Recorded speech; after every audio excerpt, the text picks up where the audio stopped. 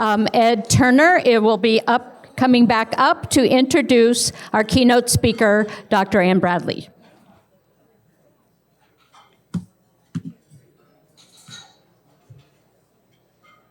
And then just leave it there.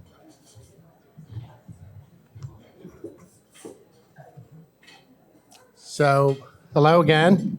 Just wanted to introduce Dr. Ann Bradley.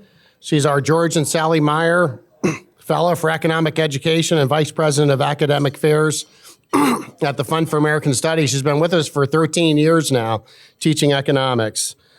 She has her PhD in economics from George Mason University, during which time she was a James Buchanan Scholar. And now he was the 15th President of the United States, but it's a different James Buchanan. This one won the Nobel Prize in Economic Sciences in 1986.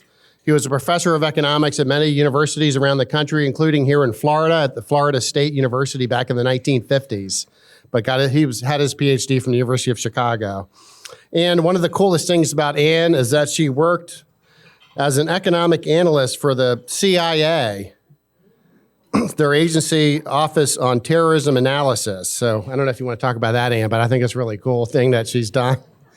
And she teaches or has taught at many different schools and institutions, including the Institute for World Politics, Grove City College, George Mason University, Georgetown University, Charles University in Prague, where we have our summer 3-week program.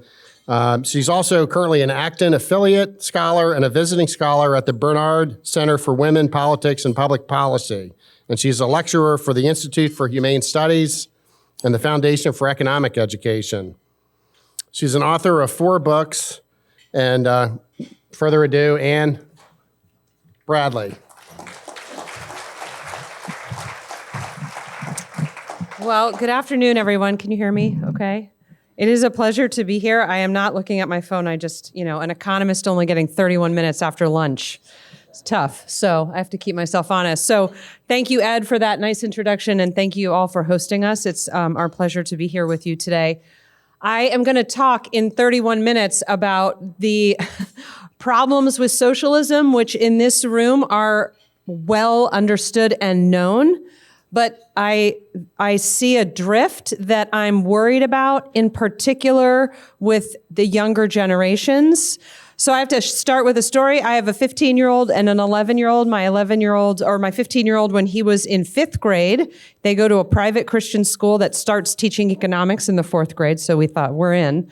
And he came home one day. His teacher escaped communism in Albania as a young girl.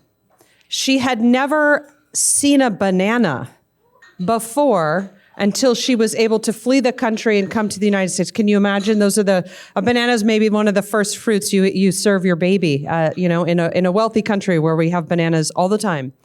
And so my son came home and he said, "Mom, I learned a curse word at school today." And I thought, oh gosh, this is why we're at private school. What's happening here? And he said, and it was from my teacher. And I said, oh boy.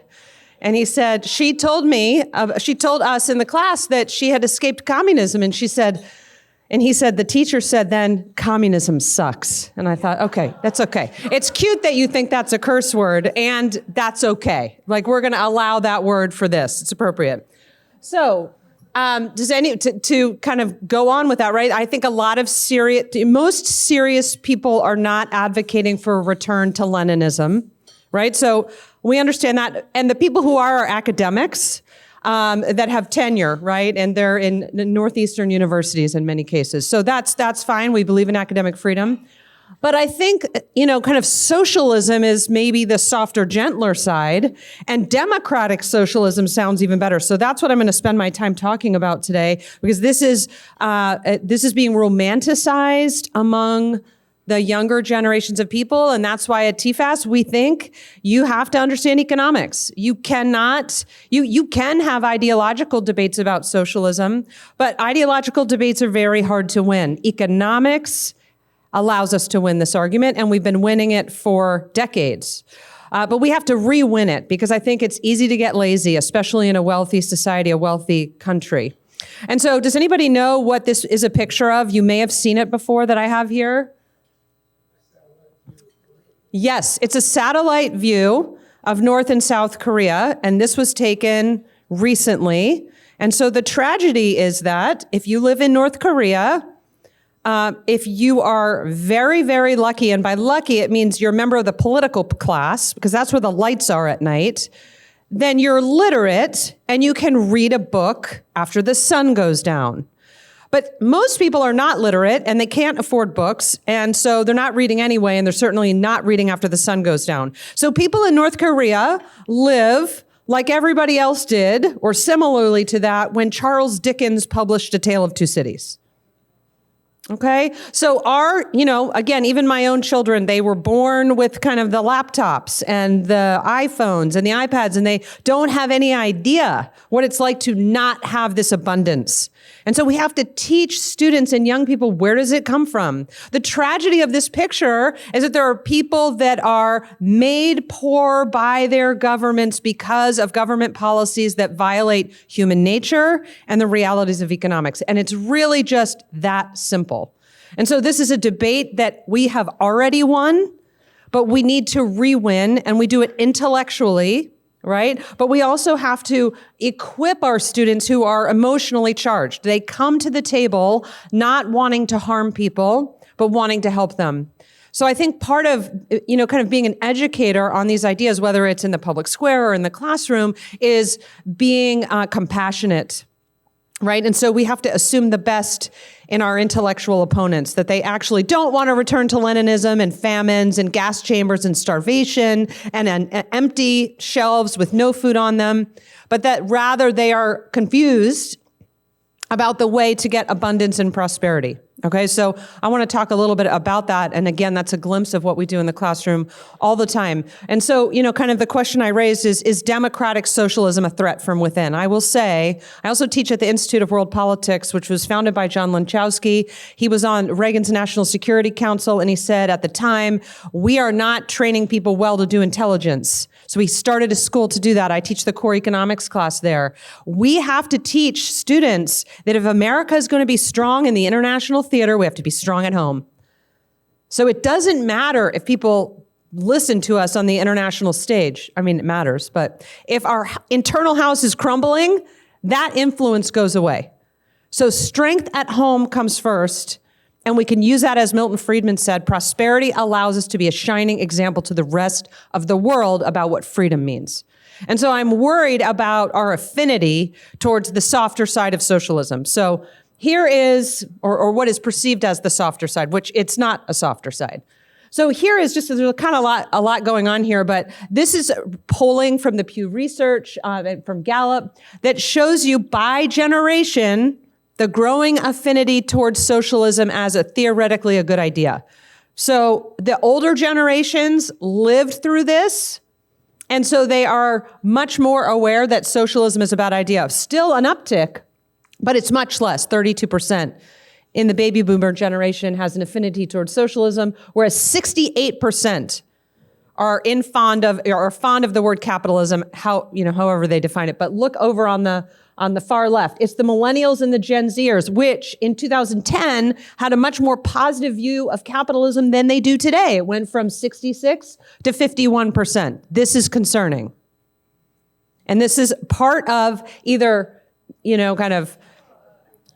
this is why, right? So this is why. So, as an economist, it is very hard for me to understand why you would be attracted to this idea. And so I wanted to understand, okay, who are the spokespeople? And here we are. This is kind of like The Odd Couple, 21st century version of The Odd Couple, right? So you have AOC, who is an Instagram phenom. This is to her credit. She's very good at marketing herself, and that's where young people get their information, through Reels, through YouTube, through TikTok, all of this stuff. Bernie Sanders, I doubt, has an Instagram page. Maybe he does, but it's probably run by a 21-year-old. But he's not as savvy, but yet he's compelling. His ideas are compelling to them because what are they leading with? They're leading with equality, fairness, and this idea that the rich people get away with things that they shouldn't get away with, and therefore we need to level the playing field, right? So here's another poll that talks about, it says 70% of millennials think socialism sounds good on paper. And here's what I will say to you. It does sound good on paper. It does sound good on paper. It sounds like a nice idea that you can put benevolent people who are also very smart in charge of economic affairs, and they can figure out what we're going to produce, what we're going to consume, what the prices are going to be, what the production levels are going to be, and that you're going to get more fairness. So you're not going to have, I live near the new Amazon headquarters, kind of near. And so in that building, I think about the income inequality that's in that building at any given time. It's really remarkable, right? You have Jeff Bezos, one of the richest humans ever, and the janitor who works in the building, right? So students have a hard time understanding how to feel about that.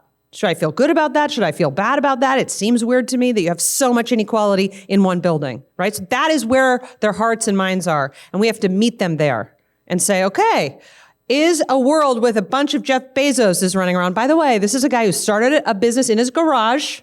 He's like a nerd, started a business in his garage with no money. You've probably seen the internet picture. He spray painted on a board, Amazon. That was his first logo. That was his first sign. He didn't even have enough money to buy a sign. Amazon in spray paint. You should look it up. It's great. And he had an idea for an online bookstore, which is not what Amazon is today. Amazon is, hey, I need a garden hose because it's springtime. Can I get that on my porch in 48 hours? Thanks.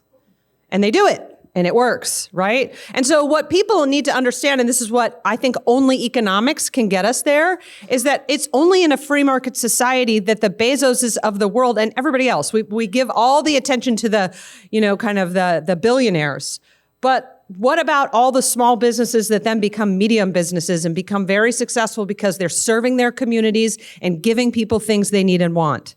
That's what capitalism does for you. But there's a lot of ignorance around that idea, right? So I think this is very dangerous, but I think it's also incredibly seductive.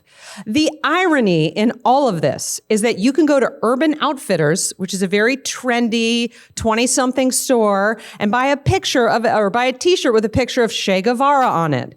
And at the same time, you can say, like, he stood up for the little guy without even just opening the Wikipedia page. I'm not asking them to read peer-reviewed journal articles about Che Guevara. Right? He murdered people who disagreed with him.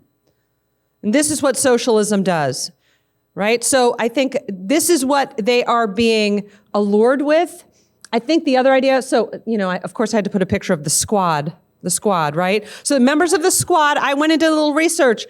Several of them are card-carrying members of the American Socialist Party. So this is not a joke. This is not just Instagram stuff where they're talking and don't mean it. They at least seem to mean it. So we should take them at their word. You mean this, right? Then they call for, and this is a picture, right, of the Nordic model. They say, let's be more like Bernie Sanders, right, very famously said, let's be more like Denmark. And I say to that as an economist, well, let's check Denmark out.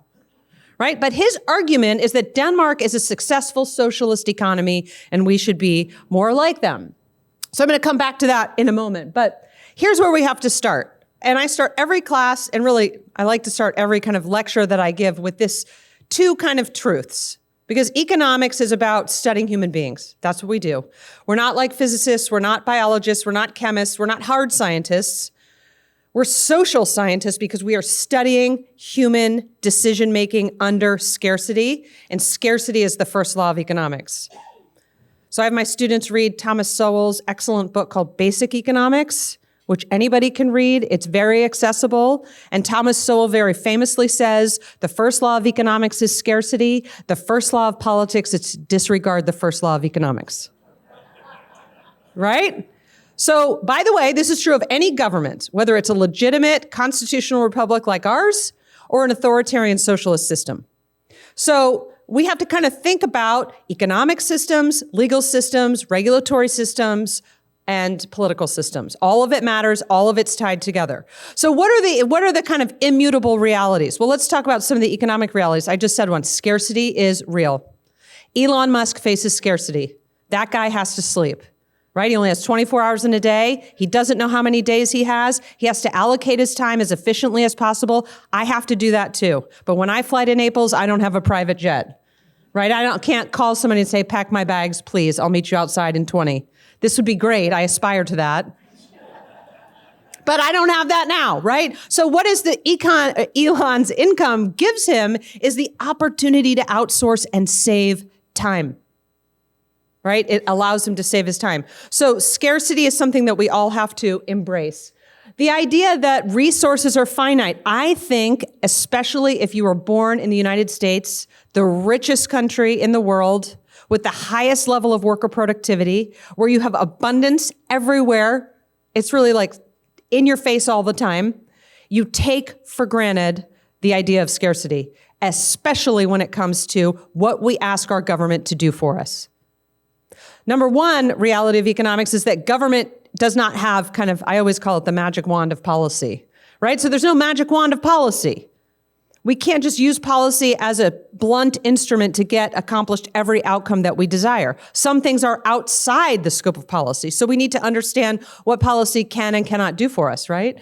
So the United States government, with a GDP, or the United States economy, GDP of $28 trillion, the largest economy in the world, making up 24% of global GDP. That's a big deal. There's a lot of countries. So we are 24% of all the GDP in the whole world. Next behind us is China, 17 trillion. It's not even really that close. Why is that a tragedy? They quadruple our population. They should be richer than us. They are not, because they choose communism. That's why they're not richer. They should be, but they're not, right? Because they're ignoring the realities of economics. So when we ask our government to do things, we need to be very careful. Now, I want to kind of start by defining our terms a little bit, because I think this is where people, especially younger people, get confused, because they hear AOC and Bernie Sanders talking about the soft and, the kinder, gentler socialism, right? Can I use that phrase, kinder and gentler? Right? So the idea is that we're not going to go back to all those bad parts of the Soviet Union. We're just going to, again, put just people who care about fairness, who are very smart, in charge of big decisions. And to them, that's socialism. But for an economist, this is what socialism is.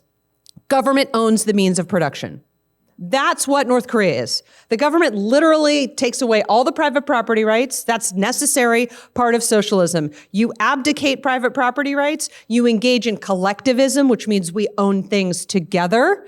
If we're going to own things together, then we have to appoint leaders who decide who's going to get what. So we have to ration, right? So the reality of scarcity means that no matter what government system you choose, capitalism, socialism, fascism, a mixed economy, it doesn't matter. Any government has to wrestle with rationing. Why? Because we all face scarcity, right? So then the question is, which government system is going to allow for the biggest, kind of the most progress towards human flourishing? I love that we started with shalom, because I think that's the idea here. Shalom, right? Which is not just money. That's not the game we're playing, right? Economists measure income. We do all that stuff because we care about income. Here's why. Because income gives people choices. If you live in the poorest countries in the world today, you cannot outsource anything. If you wake up in Venezuela today, which has adopted socialism 50 years ago, and it is a classic case study in how to wreck your entire economy and society in just 4 decades. Venezuela was the richest country in Latin America in 1975. It was also a democracy. It's a place you would go vacation. Now, if you get sick, you're more likely to get worse by going to the hospital. There's no doctors, there's no electricity, there's no sterilization. You either try to stay and reform and maybe you get kidnapped by the president, or you try to leave, right?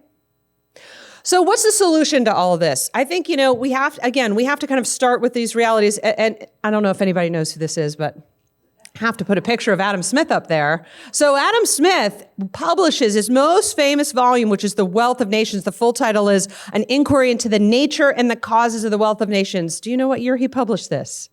1776. Big year, right? So next year we're going to celebrate 1776, and included in that, I think we're going to celebrate Adam Smith, or we should. The founders of the United States read Adam Smith's Wealth of Nations. Key founders understood that to make America great, America had to be a commercial republic.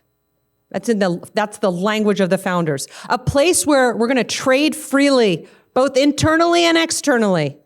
That the idea was that we're a republic of people who are going to wake up and we're going to say, I'm going to be this kind of farmer, or I'm going to be this kind of farmer, or I'm going to later be a manufacturer. Today, right, we're service providers. In fact, the United States economy does all 3 of those things. But back in 1776, we were a farming agricultural economy. And what is Adam Smith's insight? He says, look, people are all self-interested. It doesn't matter who they are, right? So pick the person that you like the most and you wish could have all the power. If you give them all the power, they're going to be the person you like the least. And that's because they're self-interested. They're just fallible human beings. So the reason socialism doesn't work starts with this premise. People pursue their own interests. Adam Smith understood that, and he said this could be a disaster. Because you have to remember in 1776, people in his home of Scotland are starting to move out of agricultural communities and move into cities. So now we have people that don't agree on everything. And their family members might not live right next to them. They're less isolated than they were before. So we need a way to have social cooperation. Adam Smith says the market economy is the way. And it's predicated on private property rights. This is not provocative, perhaps, in this room. I think it is today for some people still. But when Adam Smith writes this, it's revolutionary. It's revolutionary. That it's actually, you might remember his famous quote, it's not the benevolence of the butcher or the baker or the brewer by which we get our dinner. It is our appeal to their self-love. What does he mean? Even if the butcher has compassion for his fellow citizens and wants to give the widow and orphans free food, which, by the way, widows and orphans in 1776 were very common. The butcher can't give you free stuff every day because that necessarily means he puts himself out of business. But when the butcher competes with other butchers, he can offer you better meat at a lower price. And this is how both parties to that voluntary exchange become better off. So capitalism is truly the world's greatest anti-poverty and human liberation program we have ever known. It is not perfect. It does not solve all of our problems. It does not solve our cultural problems, which are real, right? Again, being born into such a place of abundance, I look at my own children and I think, I grew up without an iPad and I'm okay. I guess I'm okay. You can tell me. But they don't know what that's like. What is it like to not have instant information, right? So they need to be taught things like patience and prudence and these types of things that maybe we learned growing up in the 80s, kind of like I learned in a different way. The other idea, the self-interest is the principle that means that socialism won't work. Why? Socialism requires that we abdicate private property, put other people in charge. Those people have to tell us what to do. And what happens if we don't want to do what they tell us? They use violence. They use violence. So anytime an economy starts to commandeer economic resources and become more socialist, that necessarily means there's going to be more violence, more authoritarianism. Now, do I think that's exactly going on in the United States today? No, I do not think we are a socialist country. I also don't think we are a pure capitalist economy. We have a very big government, 28 trillion in economic output. Our government spent $7 trillion, and we have a very large deficit. That means we have debt. Debt means we have to finance the debt. This means that my great-grandchildren, who I will probably never meet, are burdened by debt that they had no say in. So I think, F.A. Hayek, who is a staunch advocate against intellectual and real socialists in the 20th century, the argument that he was making is that socialism does not work because of self-interest and because when you abdicate private property, you can't get prices. And so nobody knows what to do, right? So there's a lot of chaos. There's a lot of, kind of planning that doesn't get us anywhere, which is where this political cartoon comes in. So this is one of my favorites. This is a satirical cartoon that was published under the time of Lenin. So I hope the person who made this didn't get sent away. It's very critical. So it's what the Soviets did and again, it's not just the Soviets. It's any time you're going to centrally plan an economy, you're not going to have firms, you're going to have bureaus. Bureaus don't maximize profit. They take orders from the government and get their budgets from the government, right? So this is a crane and it's holding a very large nail. The Soviet system operated on quotas. So the joke here is that they were told to make 2,000 pounds of nails. And they're like, we don't want to do all that work. So they made one nail that weighs 2,000 pounds. And so the worker is saying, who will use this nail? I had somebody translate this because I don't speak Russian or read it. Is it, who will use this nail? And the worker said, it does not matter. The quota was filled immediately. So see, the incentive was all the way wrong. And then they're like, let's just go home and smoke cigarettes and drink vodka because that's how people kind of lived in the Soviet Union because they were miserable. Miserable all day long. They had nothing. There's no hope. There's no optimism. There's no income mobility. There's just economic destiny of poverty and violence, right? So I think what we have to teach students is, while I would not say that America is socialist, these are the consequences of going all the way. And so Hayek wrote a book called The Road to Serfdom. I highly recommend it to you. It was a very meaningful book to Ronald Reagan, to Margaret Thatcher, who were staunch political advocates for freedom. And Hayek says, look, you get on the road and it sounds really good on paper. People actually vote for it. So Chavez in Venezuela was democratically elected on a platform of, I'm going to take resources and give you free stuff. And that's why socialism is attractive again today. Free stuff sounds pretty darn good, right? And so, I think we have to just dissuade our students of that using reason and having them understand economics. The last point I want to make is that Denmark is not socialist, okay? It's like not even remotely close. And so the prime minister of Denmark, when Bernie Sanders said this, responded in a tweet and said, "We aren't socialists, please stop calling us that," which I think is a great response, right? Because I think what, kind of Bernie Sanders is trying to do, I don't know what he really believes or thinks because I have never met him, but I am just judging him by what he says and writes, right? He seems to think that Denmark is socialist and that would be better for Americans if we would be more like Denmark. And so, kind of the question is that right? And here's the thing.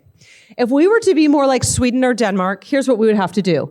We'd have to have school choice. We'd have to eliminate the minimum wage. We'd have to eliminate all occupational licensing, more free trade, less regulated product markets, eliminate gift, property, and inheritance taxes, reform Social Security, lower corporate taxes, no Fannie or Freddie. So when you look at economic freedom, Denmark's is in the top 10. So they're not socialist. Now, they have a very large social welfare program funded by a very small homogenous population that agrees to pay a 60% income tax rate and a VAT tax. The only way you can have big government with lots of benefits like paternity leave, maternity leave, free. I don't like that word. I don't even let my kids use it. There's no such thing as free, right? Because somebody pays. So in this case, if you're getting free daycare, the state is paying for your daycare. That doesn't make it free. That means we are, again, paying for it collectively, right? So I think this is mythology because democratic socialism is really, truly impossible. I think the answer here is to educate our students about economic freedom. Economic freedom is the answer. And so Milton Friedman and others started doing this empirical work in the 70s. The Heritage Foundation does this. The Fraser Institute, which is a Canadian-based think tank, does this. That's who Friedman worked with. And if you look at the countries in the world, right, so blue is most free and red is least free. The good news is that over the last 50 years, the world has become freer and more democratic overall. If you look at the last 5 years, we've had a big dip in economic freedom. Anybody know why? COVID. And it wasn't COVID itself per se. It was government responses to COVID. For example, China, an authoritarian socialist paradise, has a zero COVID policy. I don't even know what that means. That's like saying we outlawed the flu. You can't outlaw the flu. So there's no such thing as a zero COVID policy. It's just authoritarianism. So we can tell people what they're going to do and what they're not going to do, right? Economic freedom is the path to human flourishing. It means that people live in an opportunity society. They can open a business, close a business, hire who they want, fire who they want, buy from whom they want, etc. Right? And so I think this is the way we have to show students the data. So I actually go in deeply with the data, show the students so that they can understand that societies that adopt these institutions of freedom do very well. And then I ask them, where do you want to live? Anybody want to move to Afghanistan tomorrow? And nobody says yes to me. And the reason is because, and it's very clear why, right? Do you want to move to Denmark? Maybe, but I don't see them doing it. And when you survey them over the next 30 years of their life, like nobody moves to Denmark. They might vacation there, right? Because America is a great place. Could it be better? Yes. Could we score better on economic freedom? Also, yes. I don't think we're socialists today, but here's the thing. Policies matter today and for the long run. And the consensus, the political consensus about what we think our government can and should do for us matters. So what I'm saying is ideas matter. And if we're going to keep this country great, rich, and free, we have to do that for future generations because they're going to be making the rules. And we need them to know how and why. So I'm going to stop there and say thank you. Do we have time for questions? Okay. Thank you. Do you want me to call on them or do you want to? There you go.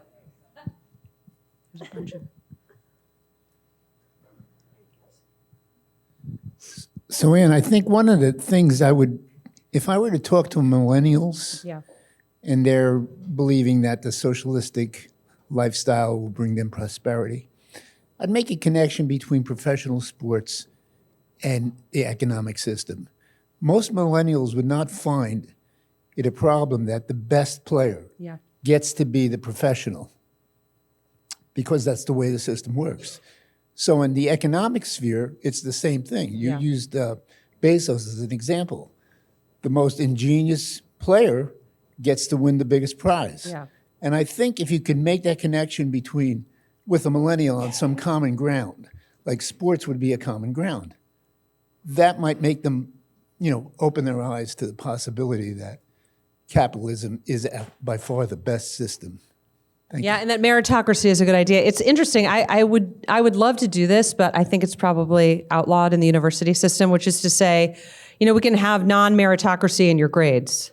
So we can take from the people who have A's and give to the people who have C's, and they would be violently against this, right? Because the A students tend to work harder and study more, and the C students have other priorities, and that's okay.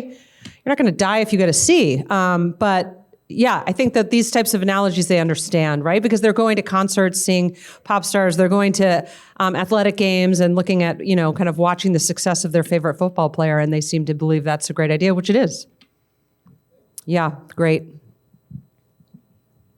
Oh.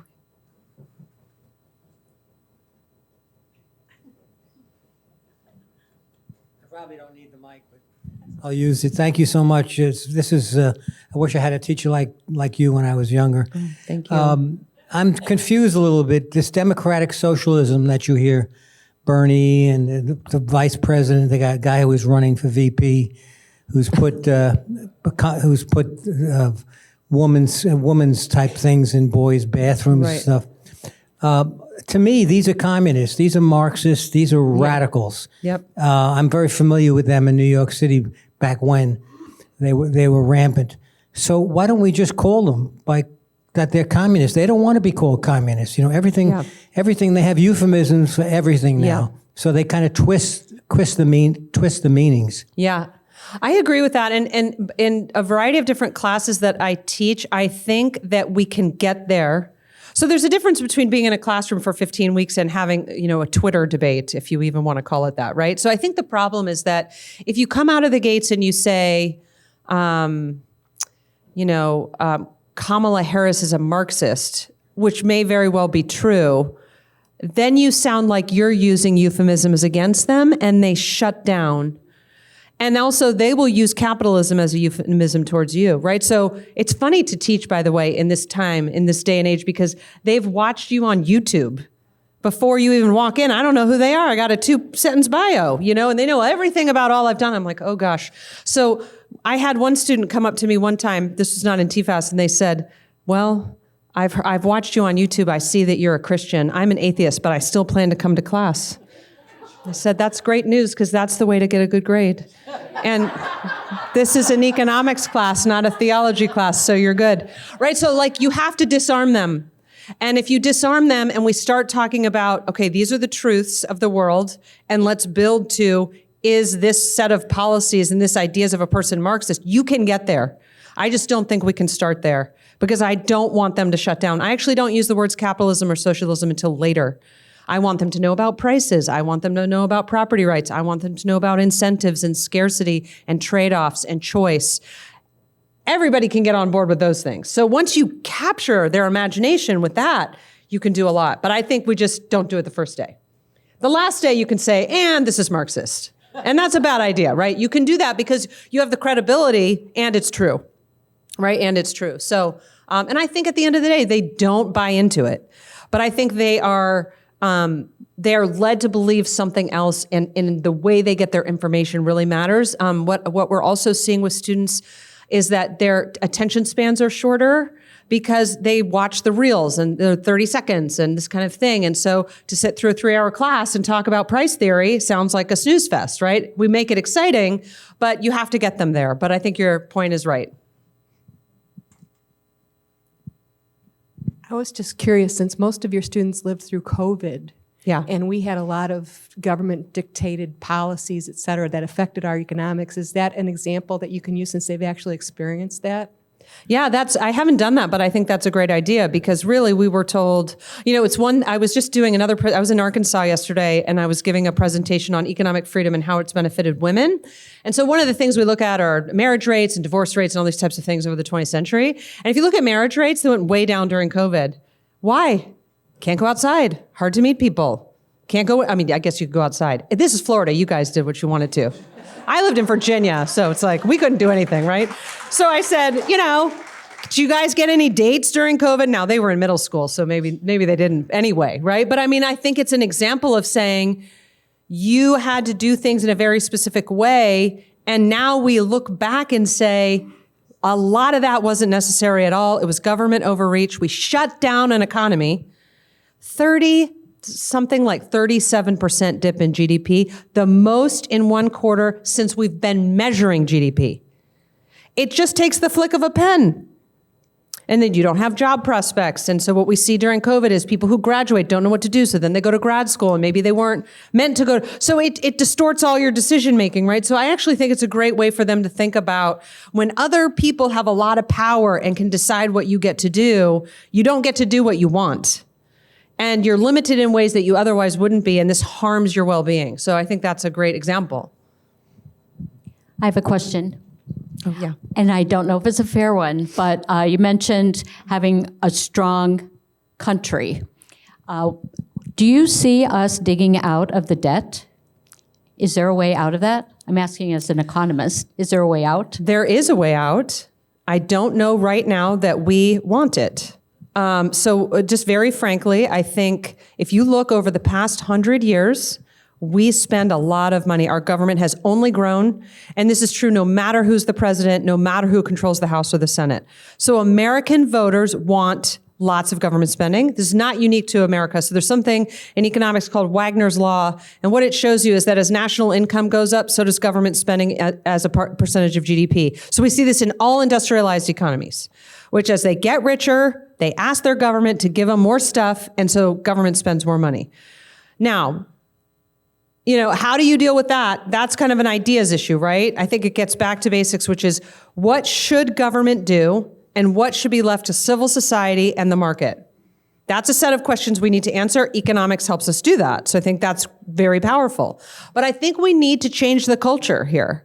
And I think we need to hold our political representatives accountable. You cannot just simply cut taxes and expect economic growth. If you're going to spend, you have to finance the spending.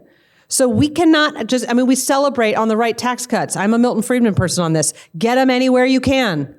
He also said, with Doge and all this kind of stuff, everybody's now showing this Milton Friedman clip where he says he's interviewed in the 90s and he's asked about all these different government departments. Department of Labor, gone. Department of Education, gone. He just says gone, gone, gone. And you see that now and you think, okay, maybe we're getting what Milton Friedman said, less spending. But I don't think we can cut taxes and spend more. You can't do that in your private life. Right? Like you can't also do it publicly. So I think the problem is how do we hold our political representatives accountable for not increasing short-term spending, which costs us long-term debt? And what we're seeing, everybody's been talking about inflation. It's funny, as an economist, we, I guess, like to talk about inflation, but this is like a way to make somebody fall asleep while you're talking to them. Talk about inflation. But in the past 2 years, everybody's talking about inflation because we had such unusually high. That was a response to COVID, right? Shutting down the economy, printing more money. And we're still not where we need to be. And so if we're going to use quantitative easing and increasing the money supply more than the money demand, we're going to get inflation. So these are big macroeconomic problems that require prudence in our politics. My big answer to your question is government is just too big. If we can shrink the size of government and reduce it to what it absolutely has to do, both bound by the Constitution and bound by economic realities, right? Elon Musk can't provide us with national defense. We got to have the government do that for us. But there's other things that the government does, which, first of all, I believe are outside of constitutional intent, right? So we just see all this bloat and growth, and this is our problem. We can solve it. We need social consensus that it's a good idea, and I think we need bipartisan consensus on this. And so that's the way forward. How you do that is very challenging. Maybe we're in a new age, though. I think what you've seen in the last 2 months out of this administration is very, very, very fast, rapid-fire movement to try to at least, start to reduce government. But the problem is this. One more thing I want to say.